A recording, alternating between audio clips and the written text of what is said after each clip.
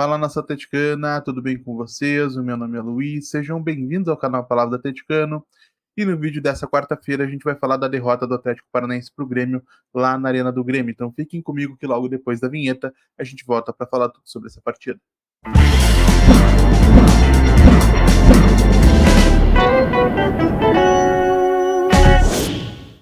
Então vamos lá para falar de Grêmio 2, Atlético Paranaense 0, partida que teve início às 19 horas dessa quarta-feira, dia 17 de abril, lá na Arena do Grêmio, em Porto Alegre, válida pela segunda rodada do Brasileirão de 2024.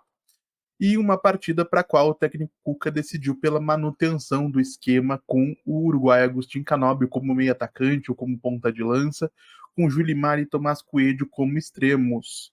A grande questão, ou a maior diferença da partida de hoje lá em Porto Alegre para as outras onde esse esquema funcionou, é que o Grêmio do Renato Portaluppi não concedeu transições, forçando um Atlético sem articuladores naturais a tentar jogar de maneira temporizada, articulando as jogadas.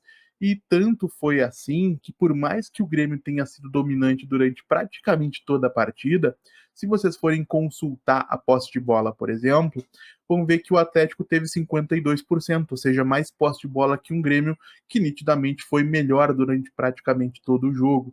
E isso acontece por quê? Porque o Renato Gaúcho, o Renato Portaluppi, técnico do Grêmio, percebendo que era nas transições que o Atlético conseguia criar nas suas últimas partidas, tanto na Sul-Americana quanto no Campeonato Paranaense, na estreia do Brasileirão, acabou estabelecendo uma dinâmica favorecida pelas noites ruins de Fernandinho e Esquivel, que são os principais jogadores de construção no campo de defesa do Atlético, onde o Grêmio fazia uma pressão forte sobre o portador da bola no momento da saída do Atlético, mas sem subir demais as suas linhas, forçando o Atlético a se livrar rapidamente da bola, e aí o Grêmio ganhava a segunda bola ou conseguia um desarme para tentar acelerar.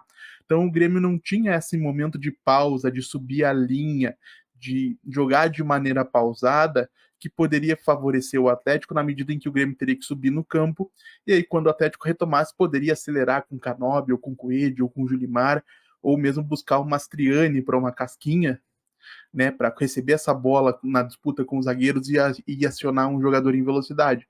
O Grêmio em nenhum momento permitiu que alguma coisa desse tipo acontecesse. E aí um Atlético que precisava jogar em transição acabava não conseguindo, muitas vezes perdia a bola. E o Grêmio, quando recuperava a bola, muito rapidamente acionava ou o Matias Villaçante, paraguaio, ou o Franco Cristaldo, meio atacante argentino, para que eles acionassem ou o Christian Pavón pelo lado direito, um atacante argentino formado pelo Boca Juniors, ou o Jefferson Soteldo, venezuelano, pelo lado esquerdo, para que eles em velocidade, ou seja, em transição, que é a forma que o Atlético do Cuca costuma atacar, foi a forma que o Grêmio encontrou de nos machucar o tempo todo.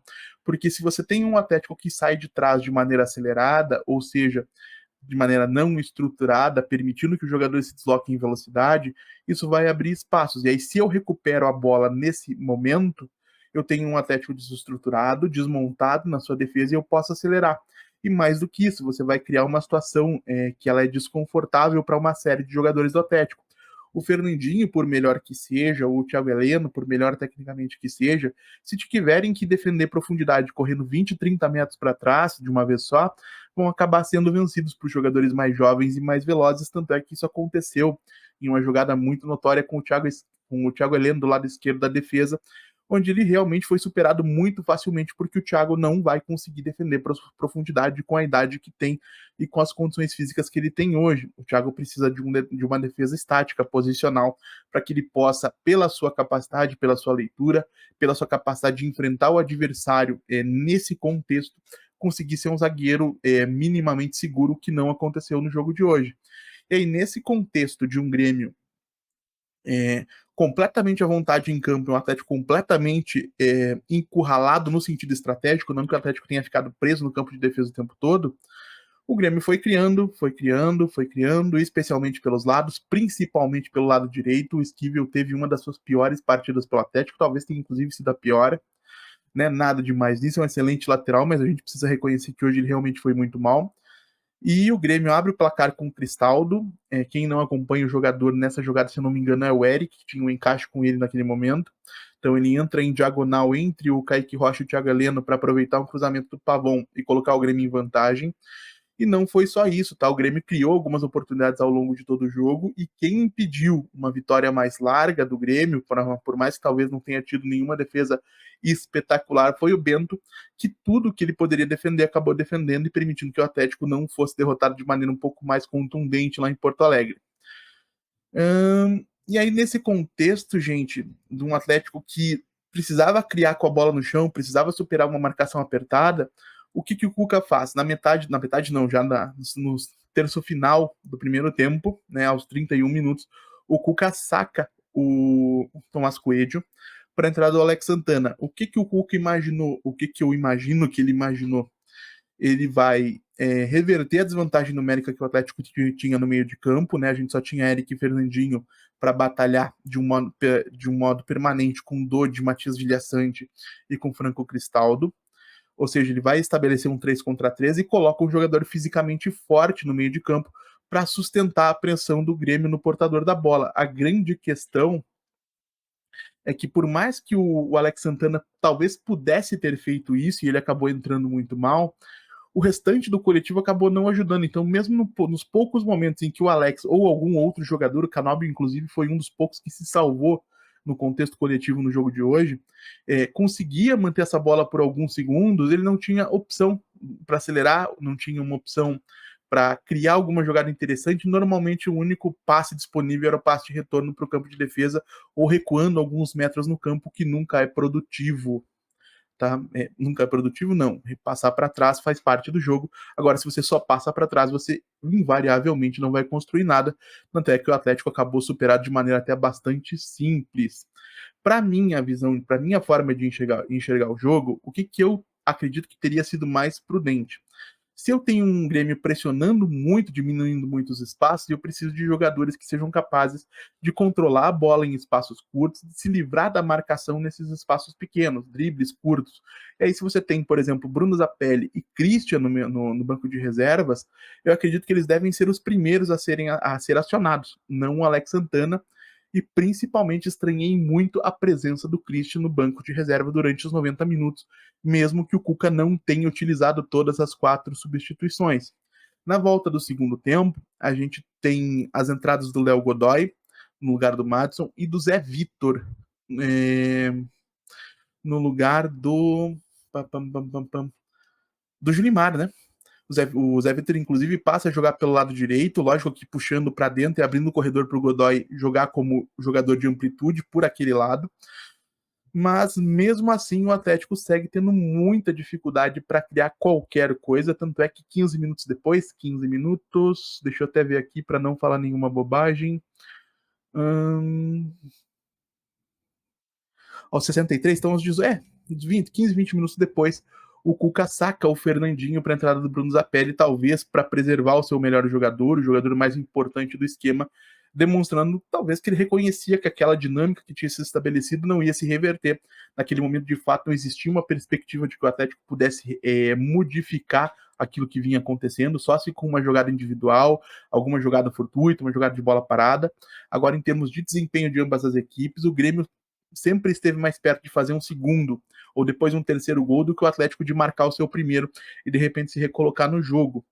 Então, por mais que as entradas desses jogadores, do Alex Santana, lá no começo, finalzinho do primeiro tempo, de Zé Vitor, Léo Godoy e depois de Bruno Zapelli, talvez pudessem ter dado ao Atlético mais equilíbrio do que ele tinha lá no início da partida, e em nenhum momento a gente conseguiu realmente ser uma equipe competitiva, e isso decepciona um pouco, claro. Agora, a gente precisa entender que esse é o encerramento de uma sequência de 8 vitórias, e por mais que o Grêmio seja um adversário que normalmente que vinha em uma fase, habitualmente eles não costumam conceder muitos pontos dentro da sua arena no Campeonato Brasileiro. Isso é uma coisa que a gente sabe muito bem. O Atlético historicamente tem muita dificuldade com o Grêmio lá em Porto Alegre. Então, a verdade, na minha maneira de ver, é que o Cuca teve a sua primeira noite ruim no comando do Atlético, acabou não acertando nem na escalação do time no primeiro tempo. Isso é uma coisa que vai ter que ser consertada a médio e longo prazo. O Atlético precisa ter mais variações, mais alternativas para enfrentar adversários que vão propor dinâmicas menos favoráveis àquela que o Cuca tem planejado como plano número 1, que é esse jogo de transição. O Cuca adora verticalidade, mas em alguns contextos o Atlético vai ter que ter um jogo diferente, vai ter que ser mais criativo, vai ter que romper barreiras defensivas e vai ter que se comportar como um time protagonista, que é o que a torcida, imagino que espera que o clube seja nesse ano de centenário. Agora, a grande questão é que o Cuca tem 5, 7, 9 jogos no comando do Atlético. Essa foi a primeira derrota, eram 8 vitórias, como eu disse anteriormente. E nenhum trabalho acontece em menos de 2 partidas, gente. Por mais que algumas pessoas tivessem dito, e o torcedor tem todo o direito de se empolgar, que o Cuca tinha acertado a equipe, que estava tudo certo, enfim, aquela empolgação natural de uma grande sequência de vitórias, tem muita coisa a ser feita ainda. Acho que o próprio Cuca reconhecerá isso na entrevista coletiva, se surgir esse tema entre as perguntas, mas a ideia que o Cuca criou, seja com o Canóbio de meio atacante, seja com o Canóbio de lado, com o Bruno Zapelli por dentro, por exemplo, ela vai precisar de tempo para se consolidar, e enquanto ela se consolida, o Cuca vai precisar também criar variações, criar alternativas para enfrentar circunstâncias específicas, como essas que o Atlético enfrentou lá em Porto Alegre na noite de hoje. Então não tem nada perdido, que a gente precisa ter um pouco de calma e entender que não foi porque o Atlético goleou o Cuiabá na estreia do Campeonato Brasileiro que o Brasileirão, o bicampeonato brasileiro do clube tinha sido conquistado. E não é porque a gente perdeu hoje do Grêmio lá em Porto Alegre que a gente vai brigar contra o rebaixamento. A gente precisa ter um pouquinho de moderação e entender que as coisas não acontecem da noite para o dia. Isso valia para Paulo Turra, isso valia para Wesley Carvalho, isso valeu para Juan Carlos Osório, isso vale para o Cuca também. Nenhum técnico tem varinha de condão, né? Nenhum técnico faz mágica e transforma uma equipe da noite para o dia em um time sem falha, sem dificuldade, sem pontos a serem melhorados, e o Cuca está passando agora por isso. Era natural que fosse assim, da minha parte, entendo completamente. E a capacidade do Atlético de competir não vai ser decidida hoje, como também não vai ser decidida no final de semana ou na semana que vem, vai ser decidida a médio e longo prazo, conforme o trabalho do Cuca for maturando. Então, repito, gente, hoje é dia de ter calma. Tem coisas boas acontecendo, o Atlético tem algumas grandes peças no seu elenco. Gosto muito do Fernandinho, gosto muito do Lucas Esquivel. O Léo Godoy está começando a aparecer como um bom lateral no futebol brasileiro também, algo que ele sempre foi no futebol sul-americano. Bruno Zapelli tem um potencial gigante. Canóbio vem numa sequência muito boa de partidas. Pablo tá bem. Gonzalo Mastriani ainda é um dos artilheiros do continente nos últimos 12 meses aí. Então tem bastante coisa para acontecer. O Atlético deve buscar reforços no mercado ainda, acho que principalmente na metade do ano. Mas, independentemente de qualquer coisa, esse time bem organizado, bem treinado, com ideia estabelecida, com algumas variações criadas, tende a ser competitivo daqui até o final do ano.